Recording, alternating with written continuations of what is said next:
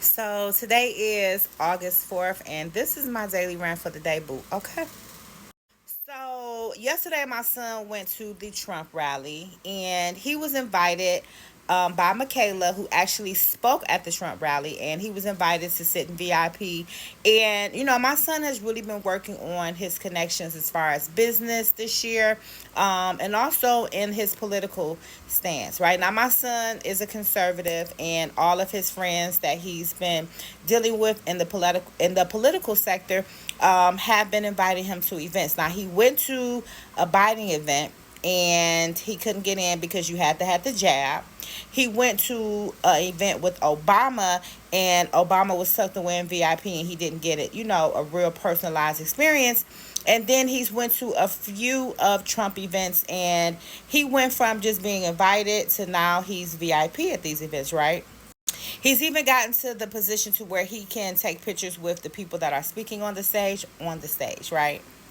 Now, for those who don't know, my son grew up in the industry, so there isn't too many rappers or entertainers or athletes that he hasn't been in the company with since a child, right? From him going, to Rick Ross concert and actually walking on the stage with Rick Ross and being backstage, to him being in the studio with Lenny Kravitz, to him even dating, for those who don't know, Royalty, Chris Brown's daughter, has an older sister who was dating Jay Prince, but that's a whole nother story. Jay Prince Jr., shall I say. But even being at Chris Brown's house, babysitting Royalty with her sister. So my son has been in various rooms, from growing up with little babies to being in the studio with Young Thug. Like, him being in the industry and being around influential people has been something that he's been brought up in. He's an industry kid, so he's brought up in the industry. Now, with that being said, let's get into my daily rant. So I noticed that whenever I post something about Trump or Kamala, the comment sections is crazy. People calling me ignorant, people saying all type of negative things about me and now about my son, right? Now, I'm a whole mother. I'm not no fake mama. I'm not one of these people where you can comment on their kids on their page. Even though my son is about to be 25, he's still my son. He's still my child. I'm not one of these people that you could just comment and I'm just not going to say nothing about it, because I am.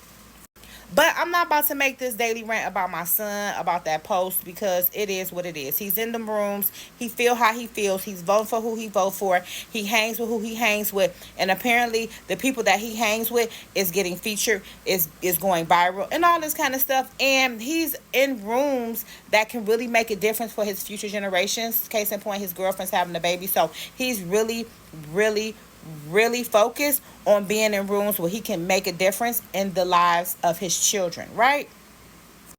But I went live and I stated something and I decided to make my daily rant about this. So let's get into it. This is my thing. Now, people are so upset. Like, so many women are so upset. Kamala this and Trump this. I'm trying to figure out, when did Trump get racist? When did people stop liking Trump? Because years ago, 20 years ago, if them women could have been in the room with Trump and get some of Trump money, they would have been in them rooms with Trump. Let's just keep it a bean. Let's just keep it a buck. All of a sudden, fake news like Trump say, CNN, all of these different narratives told you to not think that he's a good candidate, which I can't say if he's good or not, but I'm going to just say, look, he said some things I like, and I'm going to talk about some things that he said.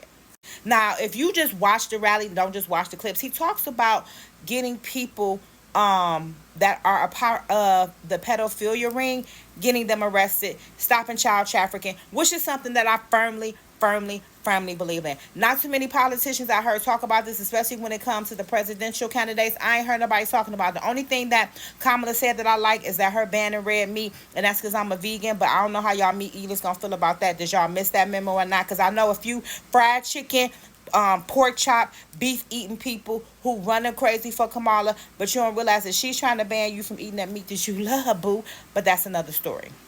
But this is my thing. When I talk about holistic health, when I talk about the food industry, when I talk about just things that really make a real difference to me, like natural medicine, I don't get this type of traction. And this is my thing. All of these people coming on my comments, I need you to go on these pages of the dairy industry and use that same energy. Come for them, because you know what? That food that you consuming is causing inflammation, it's causing mucus, and what comes after that? Comes cancer, comes the high blood pressure, comes diabetes, comes diseases, cause inflammation in the body that's going to keep you very, very ill, which is going to keep you taking medications, which is going to keep money going into big firm pockets. So if y'all going to be mad about something, if y'all going to go on somebody's page, I think you should spend that energy going against the real enemy.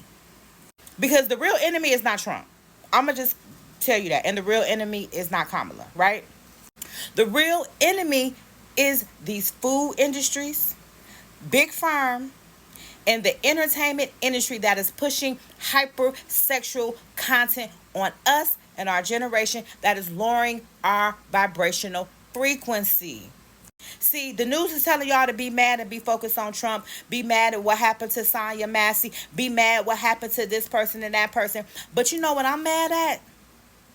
I'm mad at the fact that my grandma died of diabetes because she continuously ate foods that caused her to be the unhealthiest version of herself. I'm mad at the entertainment industry for making my cousins think it's okay to be statistics and keep having children out of wedlock. I'm mad at all these hypersexual men objectifying women and really keeping them low vibrational, and men up here not believing in semen retention and over here depleting their power. I'm mad that I have some friends that's worked the same job for 20 years and guess what? They still in debt. And me, I'm not one to go on nobody's page and comment. I'm not going to go on Kraft Cheese page and comment. I'm not going to go on Pfizer's page and leave a paragraph.